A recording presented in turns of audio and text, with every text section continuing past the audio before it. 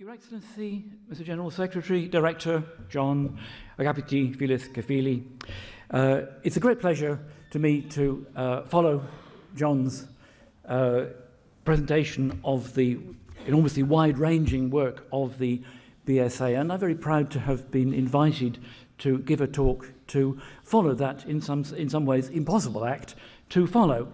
As you heard this evening, the work of the BSA spans something like 8,000 years, and although archaeology plays a very large part in that for obvious and very good reasons, it is by no means the whole of what the school does. And I'm very touched that I should have been invited, as someone who has spent my academic career working on the modern history and culture of Greece, to have been invited to give this talk this evening.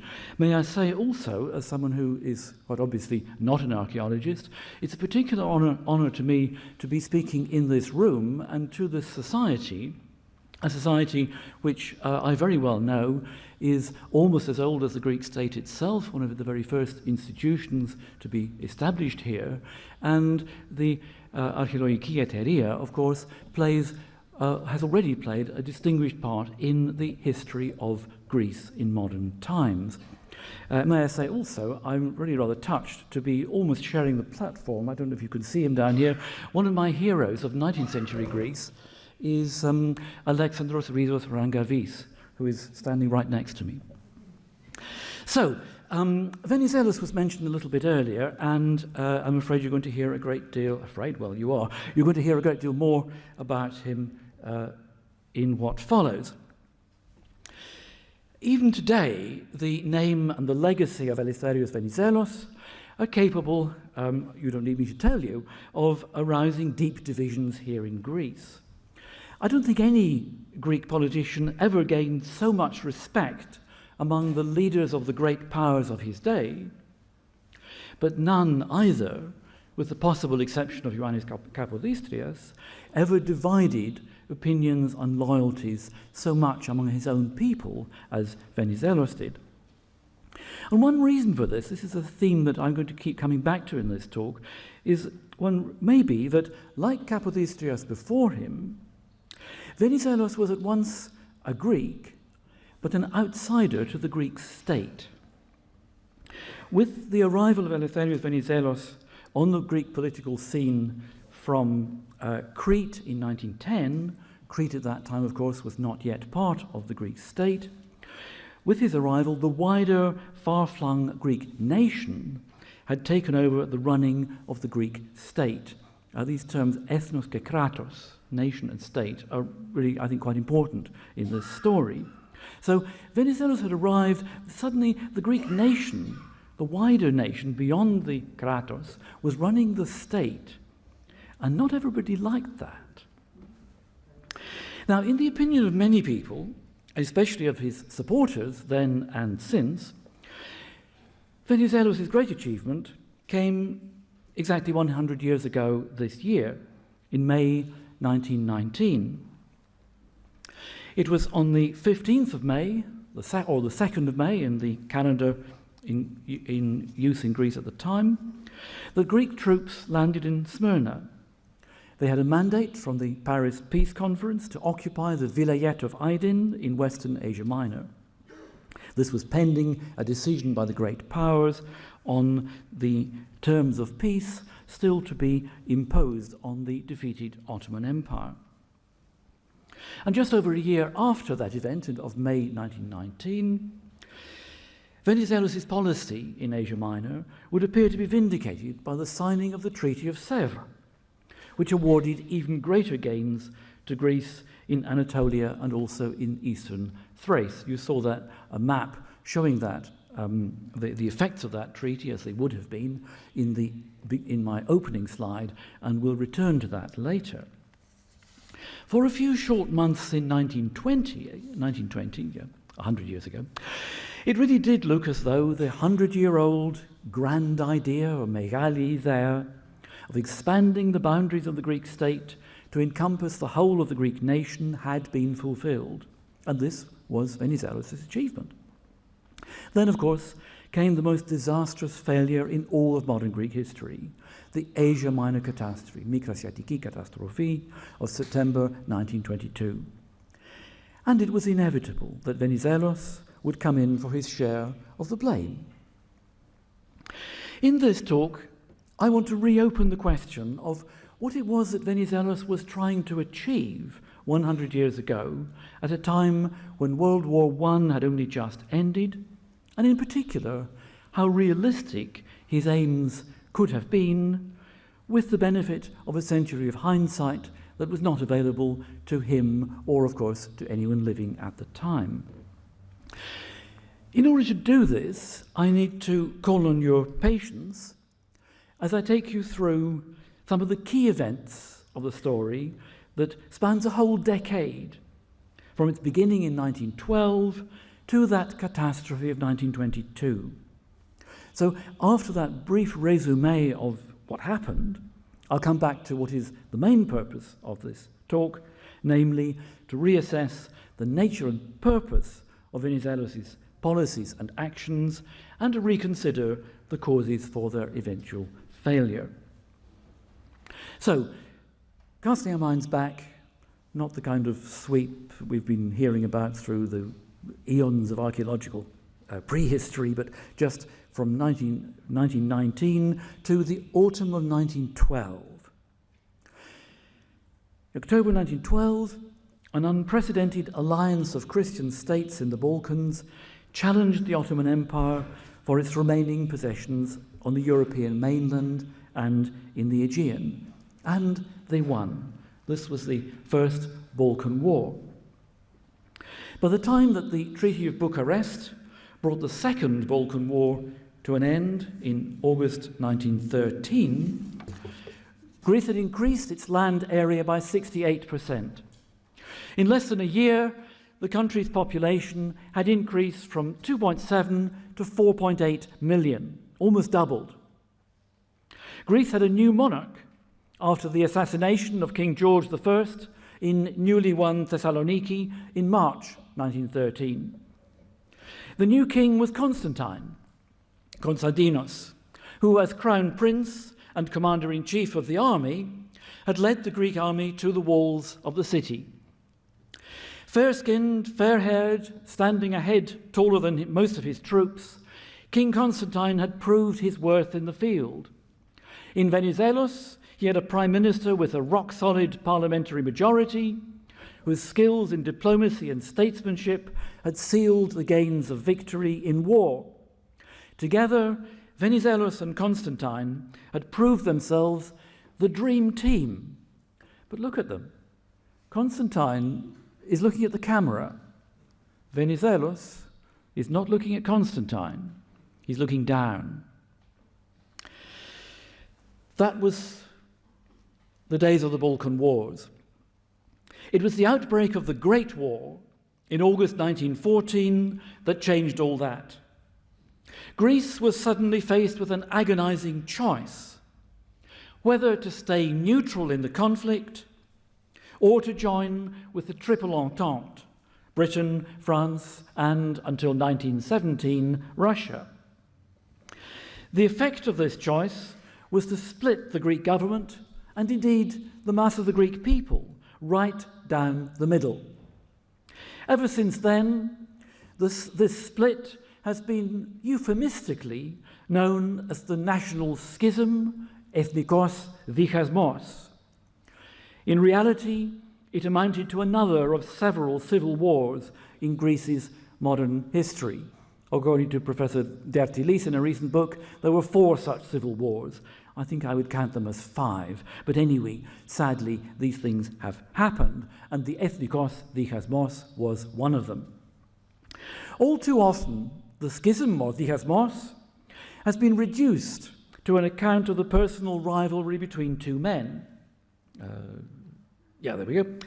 Venizelos, the elected head of government, and King Constantine, the crowned head of state. Personal chemistry and the obstinacy of charismatic, strong-willed individuals undoubtedly played their part. But any Greek leader or leaders would have been placed in an impossible position once the great powers of Europe went to war. It wasn't just a tussle over sovereignty or the right to rule. It wasn't about constitutional issues, fundamentally. Nor was it fundamentally even about entirely rational decision-making, because a decision either way could have been based, would have been based on perfectly rational grounds. The split that divided Greeks during World War I was essentially a split, dichasmos, between rival concepts of what it meant to be Greek. For the one side, what mattered above all else was to liberate the Greek nation, to ethnos. For the other, it was to preserve the Greek state, to kratos. And from 1915 until 1922, Greece's own microcosm of the Great War would be fought between those who viscerally identified with each of these two priorities, the nation or the state, which increasingly came into conflict the one with the other. Now, for Venizelos, with his background in Ottoman-ruled Crete and the centuries-old struggle of the Cretan Christians for union, for enosis with Greece, it was self-evident the global conflict, World War I, was going to give Greece the ideal, once in a lifetime or ever, opportunity to build on the gains already made in the Balkan Wars and, so to speak, to redeem, alitrosune, the Greek-speaking Orthodox populations of the Ottoman Empire, the nation. For the king and his advisors, on the other hand, it was the integrity of the state and its institutions that were paramount. For them, nothing was worth risking the hard-won gains. And here it turns out that primarily these were not so much, certainly not only, the recent gains of the Balkan Wars. They were the gains of 100 years, almost, of state building, creating, establishing, maintaining, defending state institutions from the 1830s right up to the 20th century. So these are fundamentally different concepts of Greek identity. In the course of the tug-of-war that followed between Venizelos and Constantine, Greece was quite literally pulled apart. For 8 months in 1915 and 1916, the country had not one government, but two. It had two national capitals, Athens, Thessaloniki, though I think this helpful map that I found in Wikipedia is going a little bit far in characterizing this as a republic. Formerly it was not, so far as I know. Two national capitals and two leaders, one in Athens, one in Thessaloniki. And thanks to blatant intervention by the Entente powers, Venizelos came out on top. In June 1917, King Constantine was forced by the Allies to leave the country and hand over the throne to his second son, Alexander. Venizelos, restored to power, led Greece into the World War in the summer of 1917, while French troops, as you see in those pictures, arrived in Athens to shore up his government. Greece was reunited, but only thanks to intervention by foreign forces.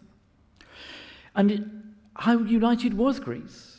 Only 6 months before this, in the notorious Noemvriana, at the end of 1916, some 35 people had been killed and thousands wounded in street clashes, in fighting here in Athens.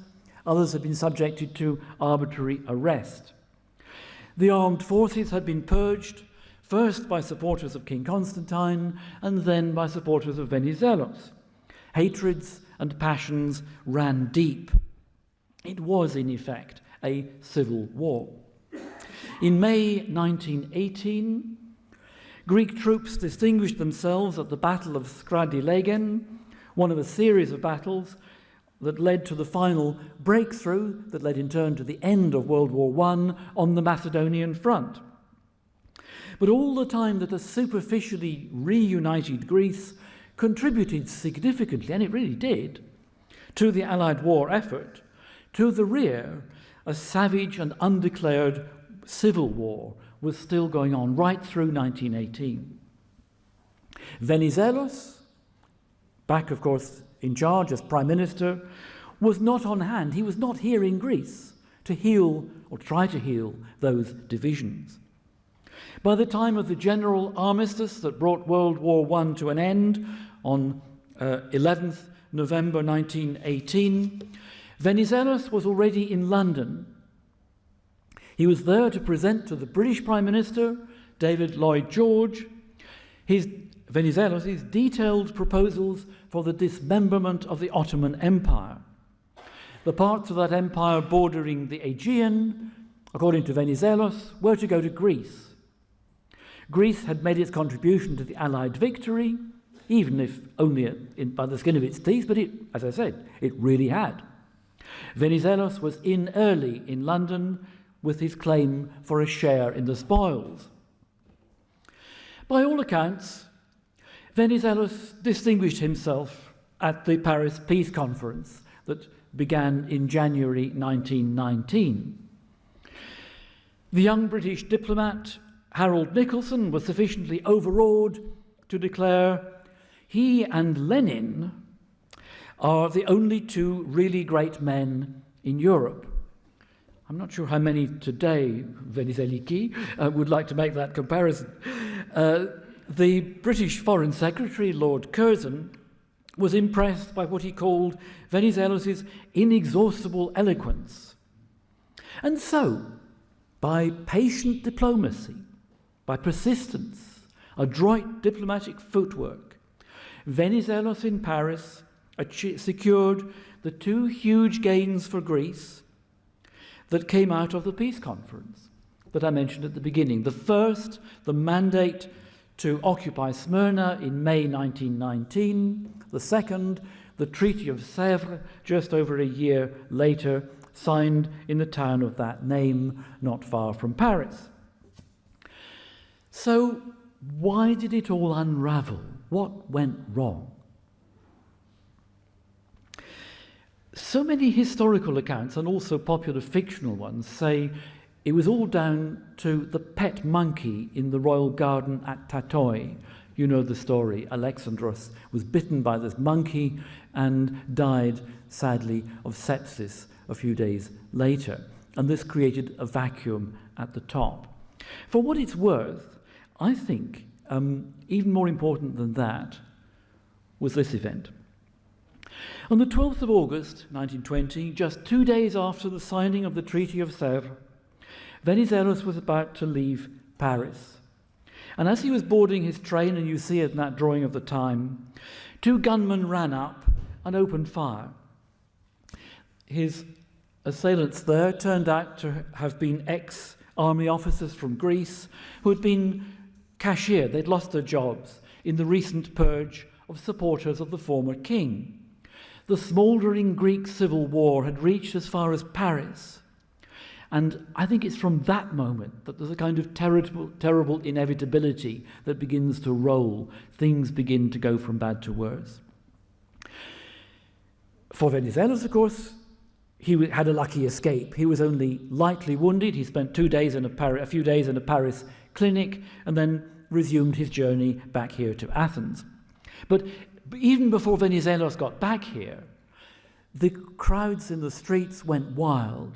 Civil war, not quite as severe as 1916, but it was still civil conflict in the street, took place in the streets. And one of the most notorious episodes was the murder by members of the security forces in broad daylight, not far from the site of today's Athens Hilton, of the statesman and diplomat Ion Dragoumis.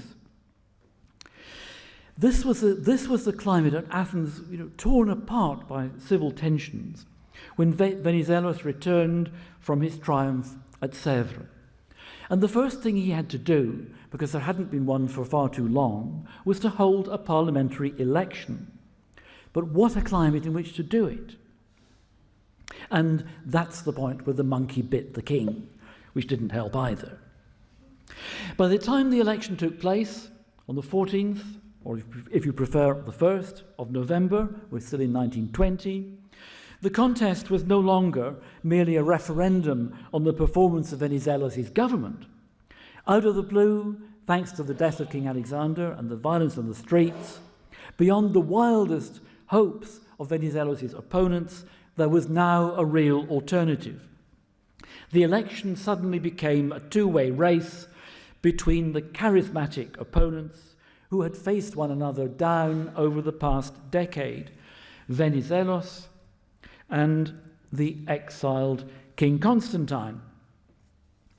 The Liberals, as all of you know, lost the election. A diplomatic note, which was in fact anything but diplomatic, I hate to say, on behalf of the governments of Great Britain, France and Italy, immediately informed the new government, the new Greek government, as you see on the screen. The restoration to the throne of Greece of a king whose disloyal attitude and conduct towards the Allies during the war caused them great embarrassment and loss could only be regarded by them as a ratification by Greece of his hostile acts. Unfair? Surely. The interference in a country's internal affairs? Definitely. It wasn't the first time, and it wouldn't be the last. A separate communiqué spelt it out, so at least whatever you think of the morality of what was going on, the situation was spelt out clearly. The Greek government had been warned. According to the communiqué, if Constantine were to return as king, there would be no more financial assistance from the great powers to Greece. Despite this, after a rushed referendum and an implausible vote of 99%, Constantine returned to Greece and his throne. But the Greek government from then on was on its own. Shortly before his fall from power, Venizelos had written a letter to Lloyd George pleading for authorization from Paris, or at least from Paris and London, to authorize a new advance eastwards by the Greek army in Asia Minor to enforce the terms that all parties had agreed at the Treaty of Sèvres. And Venizelos had very good reason to make this request, because in the year and more that had elapsed since Greek troops had landed in Smyrna in 1919, by the summer of 1920, a new force had entered the politics of the defeated Ottoman Empire. And as we now know in hindsight, this new force really gained momentum because of the Greek landings in Smyrna. None of that was really foreseeable at the time. Mustafa Kemal had served with distinction during the World War. His future title of Atatürk, or Father of the Turks, had yet to be earned. You don't really need me to identify him. The white cape somehow says it all in that rather marvellous photograph from the period. In May 1919, just 4 days after Greek troops disembarked in Smyrna, Kemal had taken advantage of a posting to the interior of Anatolia to put himself at the head of a new movement that was preparing to fight back against the dismemberment of the Ottoman Empire. In September 1919, a first Congress of Turkish nationalists had drawn up and proclaimed what is translated in English anyway as a national pact. And this was to become the blueprint for the future Republic of Turkey, as indeed it still exists today. Kemal, in doing this, defied the authority of the puppet Sultan in Constantinople, whose government was in any case controlled by the occupying Allied powers. He and his nationalists went on to set up a rival provisional government in Ankara. There is, if you like, a kind of ironic reflection of what had earlier happened in Greece, divided between two rival capitals, Athens and Thessaloniki. The same thing happened in Turkey. Constantinople, Istanbul, and Kemal's new provisional capital of Ankara. Once the terms of the Treaty of Sèvres became known, and of course the Turks were not consulted on these terms, the nationalists determined to repudiate it, by force if necessary. In Athens, there was a new government in power. Venizelos had left the country. Kemal's new power centre in Ankara looked, to most outside observers, like just another insurgency. It had, after all, no international recognition. The entire logic of the Paris Peace Conference, we may say today a flawed logic with the benefit of hindsight, but that logic had been predicated on the victors in the World War dictating terms to the vanquished. Germany had seen the Rhineland occupied and was crippled by hyperinflation. The Empire of Austria-Hungary had been carved up. Whatever the peace conference decided about the remnants of the Ottoman Empire, this was to be the new international order and must be obeyed. It was in that spirit that Venizelos had written to Lloyd George in October 1920, just before he lost the election. As Venizelos saw it, Kemal's threatened defiance was simply a matter of enforcement. The way Venizelos saw it, provided at least one of the leading signatories of the Treaty of Sèvres was prepared to give him the necessary backing, Venizelos was ready to send Greek troops once more as enforcers, but on behalf of the victorious powers. For whatever reason, and this remains somewhat opaque, the new royalist government, despite having been elected on a ticket of bringing the troops home and ending the war, decided instead to follow Venizelos' policy, but without the international backing that Venizelos relied on. So this is the original zone of occupation. By the time the Treaty of Sèvres was signed, Greek troops had reached to this line. And in the summer of 1921, the new government decided on a preemptive strike against Kemal's provisional capital in Ankara. And that's how close they got. They moved this way on the 10th of July, 1921. The Battle of the Sakarya River, you can just see the river on the map there. The Battle of the Sakarya River has been described as, I quote, the last real battle of the First World War. It was fought in the intense heat of the central Anatolian plateau in late August and early September 1921. The Greeks, and this map makes it very evident, had stretched their supply lines to the very limit. But even so, the result of the 3-week battle remained in doubt until the very end. But it was the Greeks who broke first. After almost 3 weeks of fighting, the order was given to retreat. The Greek army had come within 50 miles of Ankara, but now there was nothing for it but to retrace its steps. Not all the way, though. For the next year, a whole year, they actually remained dug in this far into Anatolia. And for that whole year that they remained dug in on this front line, the end game dragged on. The final Turkish assault on the Greek lines, through here and here, began at dawn on 26 August 1922. 2 days later, the Greek army was in full retreat. By 8 September, the remnants of the defeated army had fallen back on Smyrna. The order was given to avoid the city, to bypass it to the south, to embark from Cheshme for Chios. It was an inglorious end to almost a century of expansionist dreams. The grand idea, the megali ιδέα, was dead. The next day, 9th September, the vanguard of Kemal's army entered Smyrna. Shortly afterwards, the Greek and European quarters of the city were destroyed by fire. In the annals of the modern Republic of Turkey, which was formally inaugurated just over a year later, the taking of Izmir, Smyrna, marks the crowning victory in the nation's War of Independence.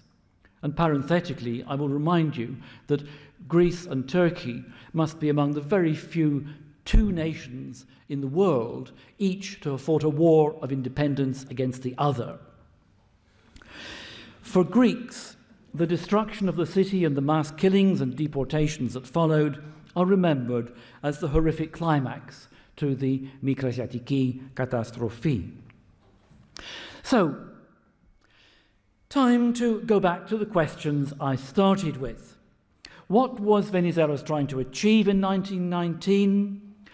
And how achievable, given the realities of that time, could these aims have been? Some of the most serious recent historians of the period, and here I'm thinking particularly of those who are not, who are not otherwise unsympathetic to Venizelos, have established what increasingly looks like a consensus. Apologies to anyone who may be present. I know one of those writers is. According to this view, the root cause of the disaster in Asia Minor lay in Venizelos' decision to accept the mandate of the Allies and to land troops in Smyrna in 1919. So it's this anniversary, 1919, that's the crux of the matter. By the time of his electoral defeat a year and a half later, Venizelos had compounded the error by failing to recognize the true nature of the Turkish nationalism that he was up against.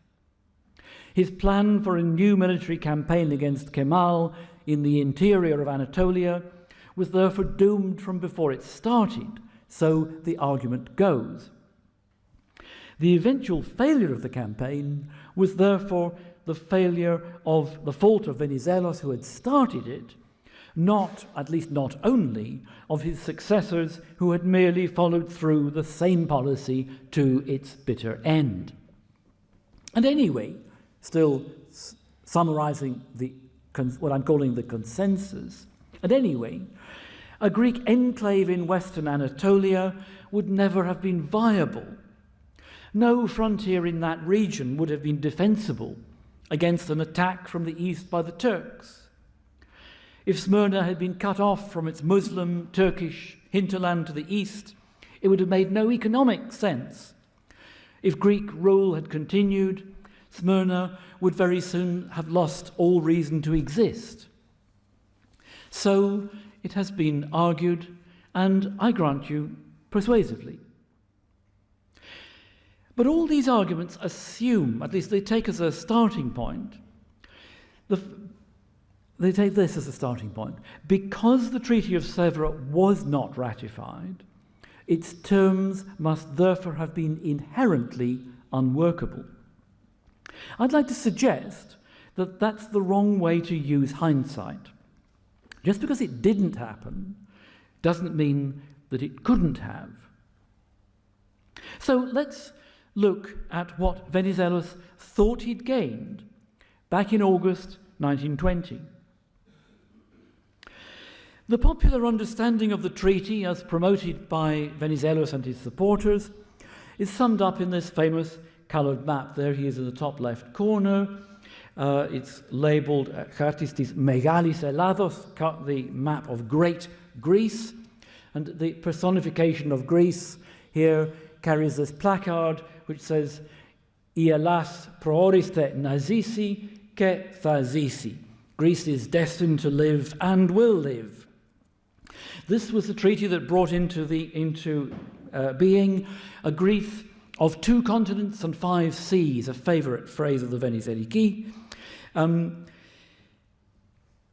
And you can see you can see it visually on that map.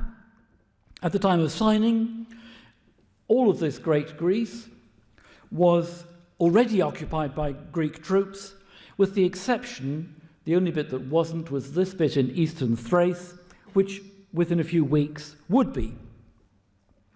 In this way, the treaty awarded to the Greek state the greater part of what every Greek government had been trying to achieve since the 1840s.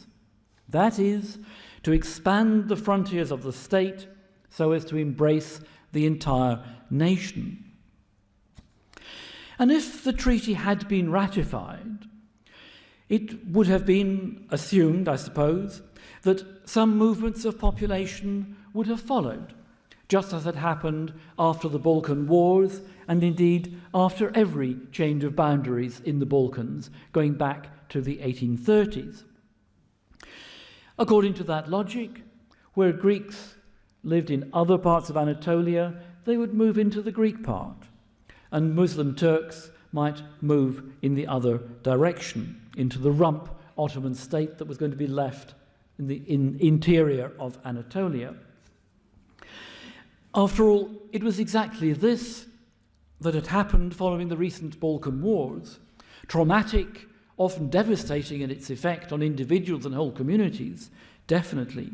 But again, when you weigh that with the massacres that took place during the Greek Revolution, or what actually happened in 1922, nothing like as destructive as those events.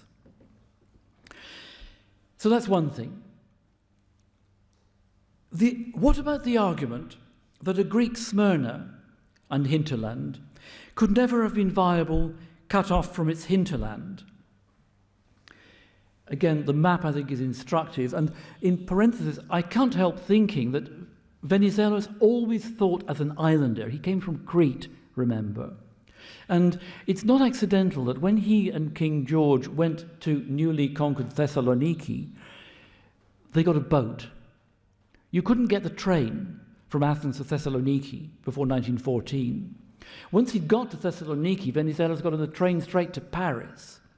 But Athens to Thessaloniki, you did it by boat. And I can't help thinking that Venizelos was thinking of this as being another Megalonisos like Crete. Just a thought. But this question that this Megalonisos, perhaps, it would have been an enclave cut off from its hinterland. Consider a tale of two cities, two great Ottoman cities, Smyrna and Thessaloniki. The physical setting and the economic history of both are very similar. So even was a traditional urban layout before each was destroyed by fire, the one in 1917, the other in 1922. As a matter of fact, the Greek population of Smyrna was larger, both as an absolute number and as a proportion of the total population of the city of Smyrna than was the case in Thessaloniki. Thessaloniki, too, has been to various degrees cut off from its hinterland since it became part of Greece in 1912. And indeed, decisively so during the 50 years when the Iron Curtain that divided Europe during the Cold War ran just 50 kilometers to its north. Thessaloniki and the 1913 and today's frontier, just 50 kilometers to the north. And here, the hinterland of Smyrna and its enclave. As a matter of fact, this frontier, established in 1913 and confirmed, finalized in 1923, would prove impossible to defend on the one occasion when it was attacked in April 1941. Imagine the Second World War. Hitler comes down through here, the Bulgarians come down through here, and there's another invasion from behind. But suppose this had been Greek.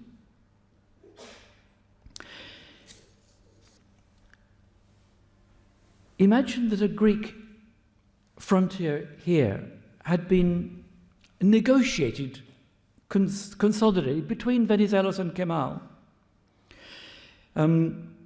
with a much less drastic movement of populations than actually took place. After all, Venizelos' diplomacy with Kemal's representative Ismet Pasha at Lausanne in 1923, with Kemal himself in 1930, would prove his pragmatic skill in negotiating in circumstances much less favourable to Greece than existed in 1920 and 1921. Ironically enough, if that had happened, Greece's Anatolian province, adjacent to neutral Turkey, would have been the only part of the country to escape occupation by Axis forces 20 years later.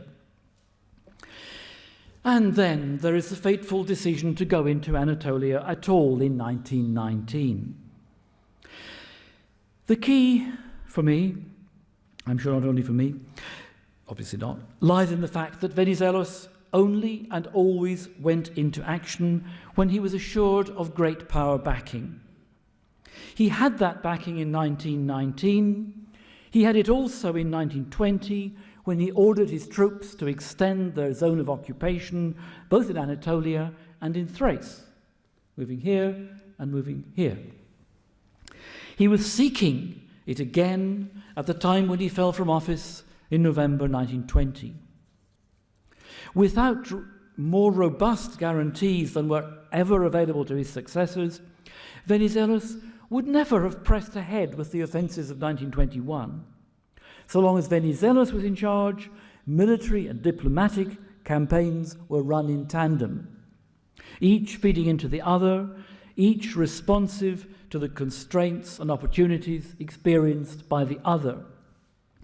Every one of Greece's military advances and diplomatic gains, overseen by Venizelos between 1912 and 1920, had been made in alliance with foreign partners. In 1921 and 1922, it was the unwillingness, the inability of the royalist Greek government to restore that partnership between diplomacy and military action that made the difference. The immediate cause of the catastrophe was a failure of diplomacy, and that was a mistake, I suggest to you, that Venizelos himself would never have made. Even without Venizelos' diplomatic skills, though, and without the support from abroad that he had assiduously cultivated but wasn't available to his successors, it's still remarkable how close that campaign came to success. The Battle of the Sakarya River was very nearly won by the Greeks. The Turks were actually making active preparations to abandon Ankara. Kemal himself appears to have experienced moments of despair. At least one observer who was close to him at the time thought he might have given up the struggle. Allied forces in the Straits, Allied forces, even though they no longer actively supported the Greeks, remained here in control of Constantinople and the Straits. Their resolution to retain that foothold in former Ottoman territory had not been tested. When it was, the presence of the Allies here, it was in October 1922, the climb down that followed would cost the British Prime Minister Lloyd George his job. From a purely military point of view, the balance of advantage was still with the Greeks, even at the time of the Turkish counter-offensive in August 1922 along this line.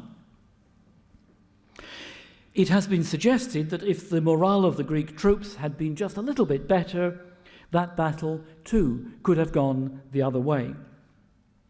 So defeat in Anatolia was still not inevitable, 3 years after Venizelos had first committed Greek troops, and almost 2 years after he himself had been removed from power.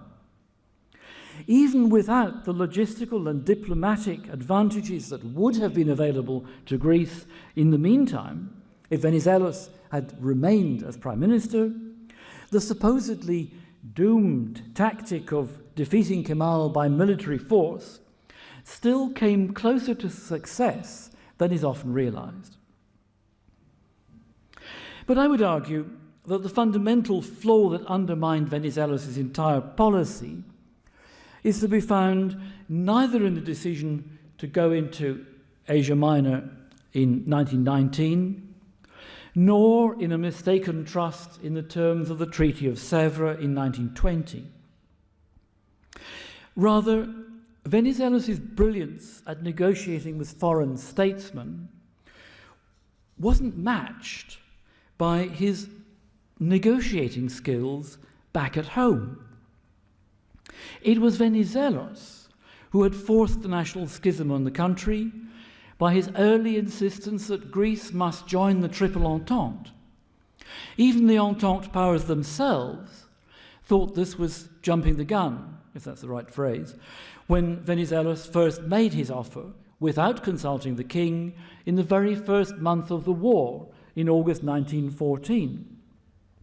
He could, at the start of World War I, he could have bided his time. He could have worked with King Constantine and the general staff. He could have directed his genius for persuasion, which so many people testify that he had, there where it was most needed, which was also the place closest to home. The loss of trust between these two camps within Greece seems to have come about very early on, and the consequences of that loss would prove irreparable. The whole logic of Venizelos' expansionist plan for the state was based on his Cretan outsider's perception of the nation. If he was to prevail within Greece, Venizelos would have had to sell that perception to the leaders and indeed the populace, the voters of an old Greece, Pallia Ελλάδα, who had become used to relatively comfortable certainties that had grown on them since the arrival of King Otto and the Bavarians back in the 1830s.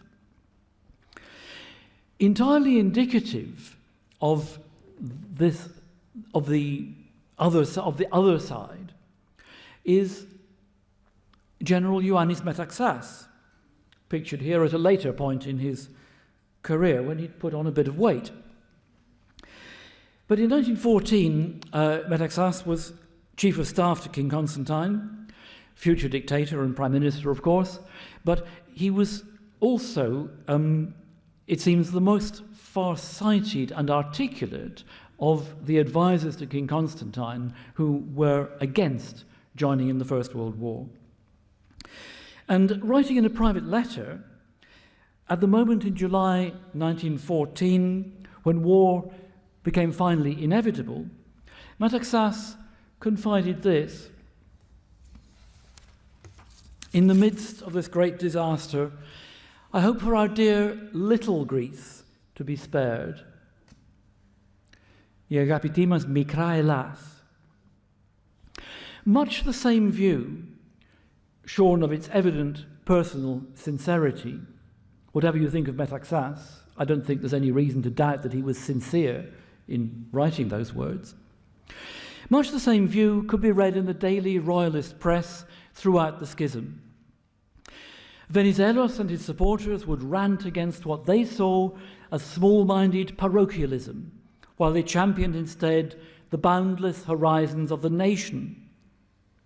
But where Venizelos failed was in failing to recognize and to give their due to the passion and sincerity of those who wished to preserve intact a small, honourable Greece, Mikra Endimos Hellas.